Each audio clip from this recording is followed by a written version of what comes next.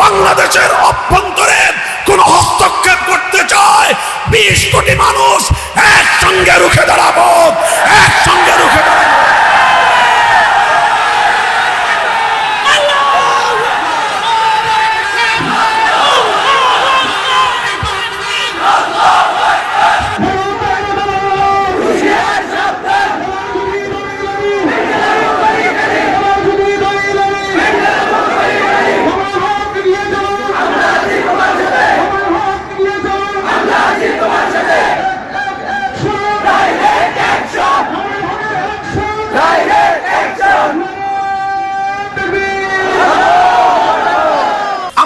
আমরা এতদিন ধরে চিৎকার করে আসতেছি যে এই ধর্মনিরপেক্ষ মতবাদের মাধ্যমে ভারত বাংলাদেশের উপর আগ্রাসন চালায়, আর আজ এখন দিবালোকের ন্যায় স্পষ্ট হয়ে গিয়েছে এই ধর্মনিরপেক্ষ নামক কুফরি মতবাদের মাধ্যমে ভারতীয় আদর্শই বাংলাদেশে 50 বছর পর্যন্ত চলেছে।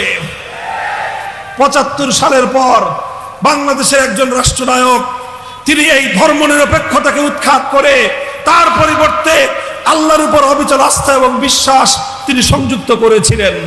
কিন্তু 8 সালে আবার এই ফ্যাসিবাদী সরকার ক্ষমতায় এসে আল্লাহর উপর অবিচল আস্থা এবং বিশ্বাসকে দূর করে দিয়ে এই দেশটাকে আবার ভারত মাতার চরণে বলি দেওয়ার ব্যবস্থা করেছিলেন।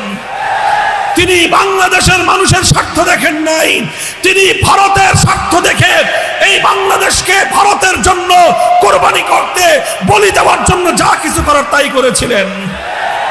আর যখন এই দেশের মানুষ তাকে উৎখাত করলো, পৃথিবীর কোন রাষ্ট্র তাকে জায়গা দেয় নাই, ভারত তাকে তার কোলে টেনে তুলে নিয়েছে।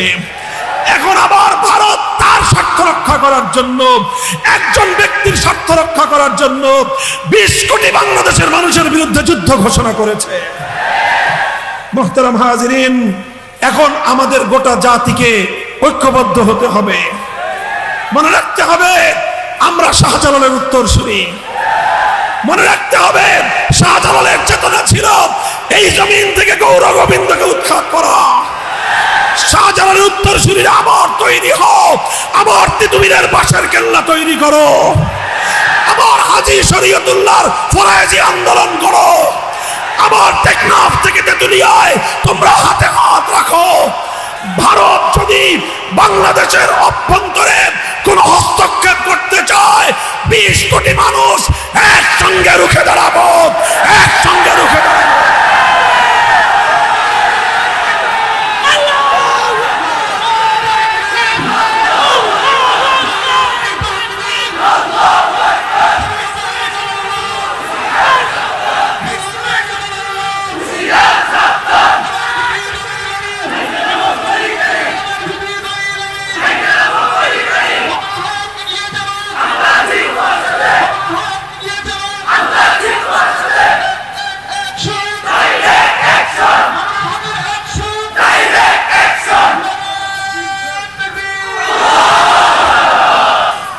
আমাদের ব্যাপারে, বাংলাদেশের ব্যাপারে ভারত রাষ্ট্র এবং ভারতের মিডিয়া সরকারি ষড়যন্ত্রের অংশ হিসেবে অপপ্রচার চালাচ্ছে। বাংলাদেশে নাকি হিন্দুদের উপর নির্যাতন হচ্ছে। আমরা বলতে চাই, বিগত 3 মাস ধরে হিন্দু ধর্মাবলম্বী ভাইয়েরা যেই নিরাপত্তা ভোগ করতেছে, আওয়ামী লীগের 15 বছরে এই নিরাপত্তা তারা পায় নাই। নানা ধরনের রাজনৈতিক কারণে তাদের বিভিন্ন স্থাপনা, বাড়িঘর, সহায় সম্পত্তি জবরদখল করা হতো। আর এখন সকলে মিলে আমরা আরো বেশি নিরাপত্তা দেব। আমরা যার যার ধর্ম পালনে পরিপূর্ণ স্বাধীনতায় বিশ্বাসী। আল্লাহর কোরআন প্রদত্ত সব ধর্মাবলম্বীদের ধর্মীয় অধিকার রক্ষা করার জন্য আমরা যে কোনো ত্যাগ আর কোরবানি স্বীকার করতে প্রস্তুত। মনে রাখবেন, হিন্দু ধর্মাবলম্বীরা তারা মুসলমানদের আশ্রয়ে, মুসলমানদের মাধ্যমে নিরাপত্তা অতীতেও পেয়েছেন, আজও পাচ্ছেন, ভবিষ্যতেও পাবেন ইনশাআল্লাহ। কিন্তু যদি ইসকন নামক যেই সন্ত্রাসী জঙ্গিবাদী সংগঠন হিন্দুত্ববাদকে বাংলাদেশের মুসলমানদের উপর চাপিয়ে দেওয়ার চেষ্টা করে, ইসকনের জায়গা বাংলাদেশে হবে না। শহীদ সাইফুল ইসলাম আলিফ বাংলাদেশে একজন মুসলিম সরকারি তরুণ আইনজীবী, সরকারি কর্মকর্তা আদালত চত্বরে যেভাবে তাকে নির্মমভাবে কুপিয়ে জবাই করে দিনে দুপুরে হত্যা করা হয়েছে, বাংলাদেশের 50 বছরের ইতিহাসে কোন হিন্দুকে এভাবে মুসলিম নামধারীরাও এভাবে হত্যা করে নাই। তারা চেয়েছিল মুসলমানরা যেন ক্ষিপ্ত হয়ে হিন্দুদের উপর হামলা চালায়, তারা চেয়েছিল মুসলমানরা যেন উত্তেজিত হয়ে হিন্দুদের মন্দিরে হামলা চালায়। আলহামদুলিল্লাহ, আলেম সমাজ, বাংলাদেশের মুসলমানরা সচেতন ছিলেন। তারা বুঝতে পেরেছেন যে এটা হলো আমাদের জন্য একটা উস্কানি। আমরা এই পাতা ফাঁদে পা দিলে সারা দুনিয়াকে নিয়ে বাংলাদেশের উপর তারা ঝাঁপিয়ে পড়ত। আমরা পরিষ্কার ভাষায় বলতে চাই, আমরা সব ধর্মাবলম্বীদের ধর্মীয় স্বাধীনতায় বিশ্বাসী। হিন্দু ধর্মাবলম্বীরা তাদের ধর্ম পালন করবে, বৌদ্ধরা তাদের ধর্ম পালন করবে, খ্রিস্টানরা তাদের ধর্ম পালন করবে এবং মুসলমানরা তাদের ধর্ম পালন করবে। মুসলমানদের ব্যক্তি জীবনে, পরিবার জীবনে, রাষ্ট্র এবং রাজনীতিতে ধর্ম পালন করার প্রতি যেই সকল বাধা প্রতিবন্ধকতা বাংলাদেশের সংবিধানে বর্তমান বিদ্যমান রয়েছে, এই সব প্রতিবন্ধকতা বাংলাদেশের সংবিধান থেকে উৎখাত করতে হবে।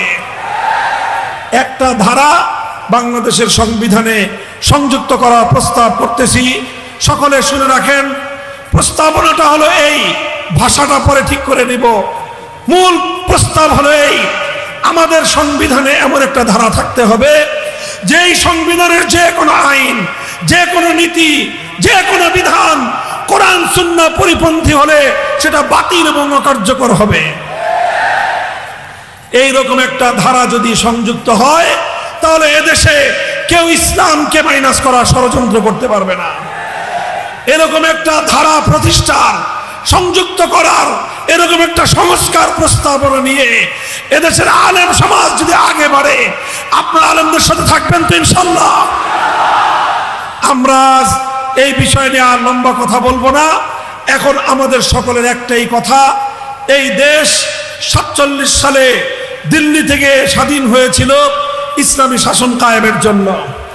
1970 সালে অঙ্গীকার করা হয়েছিল কোরআন সুন্নাহ বিরোধী কোনো আইন করা হবে না।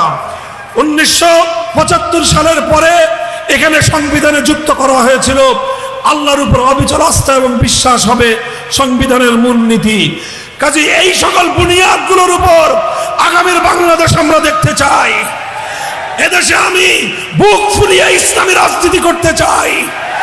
এদেশে আমি আল্লাহর কোরআনের শাসন কায়েম করবার জন্য, আমি রাষ্ট্র এবং রাজনীতিতে ইসলামী অনুশাসন কায়েম করার জন্য যে চেষ্টা করতে চাই, সেই চেষ্টা করার অধিকার চাই। যদি আমাদেরকে সে অধিকার সাংবিধানিকভাবে ফিরিয়ে না দেওয়া হয়, যা করতে হয় আমরা তাই করব, প্রয়োজনে আমরা যুদ্ধ করব।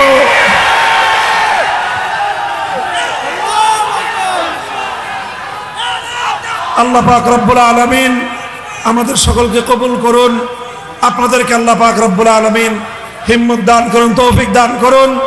আমাদের এই পবিত্র জনপদকে আল্লাহ পাক সকল বিদেশি, আগ্রাসী, ভিনদেশি শক্তির হাত থেকে, তাদের ষড়যন্ত্রের রোশনাল থেকে আল্লাহ পাক হেফাজত করেন। ওয়া আখিরু দাওয়ানা আলহামদুলিল্লাহি রাব্বিল আলামিন। সুবহানাল্লাহি ওয়া বিহামদিহি, সুবহানাকাল্লাহুম্মা ওয়া বিহামদিকা, আশহাদু আন লা ইলাহা ইল্লা আনতা, আস্তাগফিরুকা ওয়া আতুবু ইলাইক। রব্বানা আতিনা ফিদ দুনিয়া হাসানাহ ওয়া ফিল আখিরাতি হাসানাতাও ওয়া কিনা আযাবান নার। ربنا اغفر لنا ذنوبنا وكفر عنا سيئاتنا وتوفنا مع الابرار. حمدا نهر العالمين محمود ابو الفرمان. الله عالم بالنفس التجابي الله اسلام বিরোধী দেশ বিরোধী সমস্ত প্রকল্পকে বিনষ্ট করে দিন।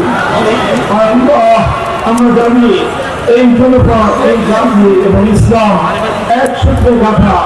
হাজার বছর ধরে ইসলামের জন্য দেশের মানুষ অনেক রক্ত দিয়েছে, জীবন দিয়েছে। আল্লাহ সকলের আত্মদানের বিনিময়ে আল্লাহ ইসলামকে বিজয়ী করে দিন। এদেশের প্রতি ইঞ্চি মাটিতে ইসলামের ঘাঁটি হিসেবে কবুল করুন। وتب علينا يا مولانا إنك أنت التواب الرحيم